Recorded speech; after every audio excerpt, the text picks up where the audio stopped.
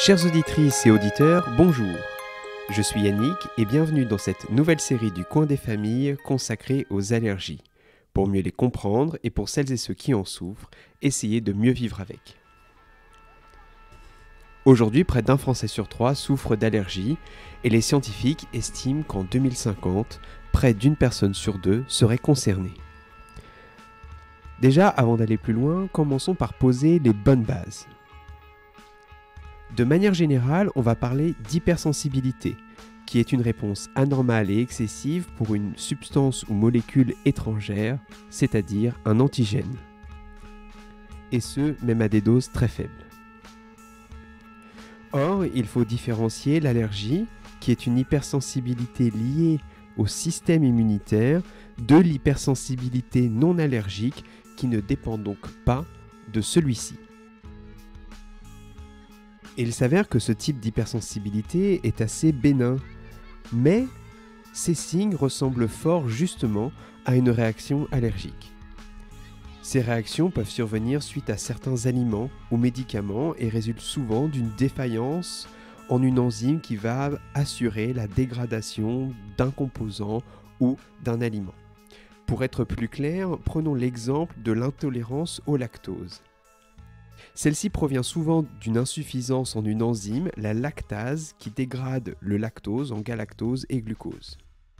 Et il ne faut pas confondre cette intolérance à une allergie aux protéines du lait, qui est beaucoup plus grave. Et comme le lactose n'est pas dégradé, celui-ci s'accumule et va commencer à fermenter dans notre tube digestif. Et donc les symptômes sont de l'ordre de flatulence, douleur abdominale, diarrhée, nausées, migraine, fatigue, etc., etc. Désolé pour ce petit écart, mais cela nous permet de mettre de côté ce sujet pour mieux nous consacrer aux allergies. Donc l'allergie, c'est une réponse immunitaire spécifique, anormale et exagérée vis-à-vis d'un agent étranger que l'on va appeler ici l'allergène. Cette molécule va provoquer une réaction allergique chez des individus qui sont prédisposés génétiquement et dans un environnement propice. Alors, pour faire simple et imagé, on peut voir les allergies comme lorsqu'on a par exemple une araignée chez nous, généralement on en a peur et on veut s'en débarrasser. Et l'idée c'est souvent prendre un balai, mais là c'est comme si notre corps allait prendre un lance-flamme pour nous débarrasser de l'araignée.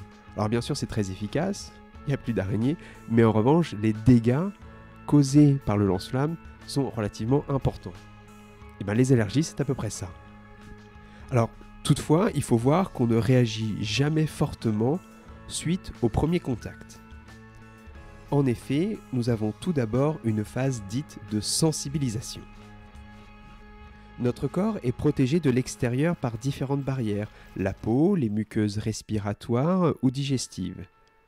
Cependant, chaque jour, des molécules arrivent dans notre corps, que ce soit par l'alimentation, la respiration ou encore la peau. Et ces tissus frontières, et surtout le tube digestif, ont l'habitude de cela et vont observer une certaine tolérance. Alors toutefois, certains éléments étrangers qui vont pénétrer dans notre corps vont être captés par certaines cellules immunitaires et vont donc provoquer une réponse immunitaire. Par exemple, si vous vous coupez, aussitôt, une rougeur apparaît avec un léger œdème. Ça, c'est le signe d'une réponse immunitaire qui s'est mise en place et cela va nous débarrasser des éléments étrangers dont certains sont potentiellement dangereux, peut-être. Mais revenons à nos moutons. Parfois, sous certaines conditions dont je vous passe les détails, les cellules immunitaires ne vont pas produire les anticorps traditionnels, mais ceux du type E. Et ces anticorps reconnaissent très bien notre allergène. Mais, dans cette phase de sensibilisation, ils vont aller se fixer sur les cellules dont nous avons parlé dans un podcast précédent, que sont les mastocytes et les polygranulaires basophiles. Et il faut savoir que si les anticorps ou immunoglobulines de type E libres ne vont persister que quelques jours, une fois arrimées à la surface de ces cellules, elles vont durer pendant plusieurs mois dans notre sang. Et donc là, tout se comprend. La bombe est amorcée et elle va exploser au deuxième contact, la phase effectrice. Dès lors que l'allergène revient, celui-ci va se fixer directement sur les anticorps de type E présents à la surface de ces mastocytes et basophiles. Ceci a pour effet immédiat de provoquer la libération des granules qu'elle renferme. Et dans ces granules, on retrouve une pléthore de molécules, dont l'histamine, qui est l'un des principaux effecteurs de l'allergie. Et cette molécule va diffuser au travers des tissus et provoquer une vasodilatation, c'est-à-dire une augmentation du volume des vaisseaux, et une augmentation de leur perméabilité. Cela a pour conséquence des œdèmes, de l'urticaire, une insuffisance circulatoire, un bronchospasme, qui est une contraction musculaire brusque pouvant bloquer la respiration et qui peut aller jusqu'à la crise d'asthme. Bref, des symptômes variés, fonction de l'endroit où se situe l'allergène dans le corps et sur sa capacité à se répandre dans celui-ci. Parce que plus il se répand, et bien sûr, plus la réponse est généralisée. Alors comme je le disais, il y a d'autres molécules que l'histamine qui vont être libérées, que ce soit en même temps ou un petit peu plus tardivement.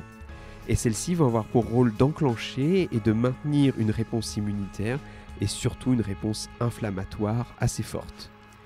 Et cela va contribuer à maintenir par exemple des états chroniques comme la rhinite. Alors moi j'en souffre un petit peu et je ne sais pas si vous l'entendez là en ce moment. Si oui, j'en suis désolé. Aussi, il existe des allergies qui ne sont pas liées à tous ces mécanismes. D'autres cellules immunitaires vont rentrer en jeu et vont générer aussi une réponse allergique qui est néanmoins beaucoup moins immédiate et souvent de moindre importance. Par exemple, on va retrouver des dermatites, de l'eczéma, la maladie cœliaque, des pneumopathies ou encore des colites. Aussi, il existe des allergies qui ne sont pas du tout liées à ces mécanismes.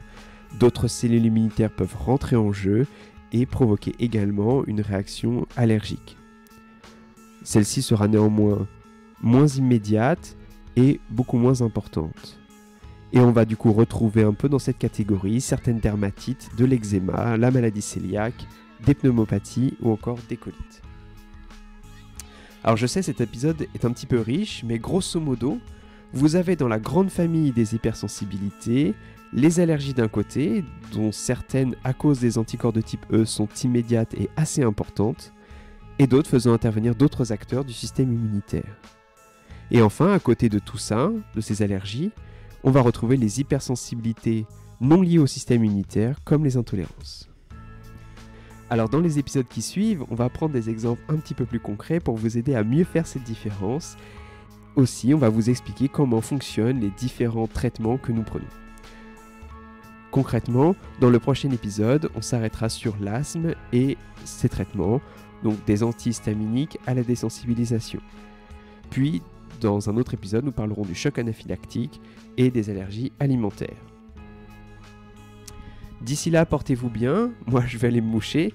Si ce podcast vous a plu, n'hésitez pas à en parler autour de vous, à nous mettre des étoiles, à partager sur les réseaux sociaux. Bref, merci et un grand merci de tout faire pour que cette émission perdure. Enfin, vous pouvez nous contacter sur notre site internet ou notre page Facebook, Fondation Ipsen, le Live Lab. Et si vous êtes nombreux et nombreux à le faire, nous pourrons faire une FAQ. Merci de votre écoute et à très vite pour la suite sur les allergies. Très belle journée à vous.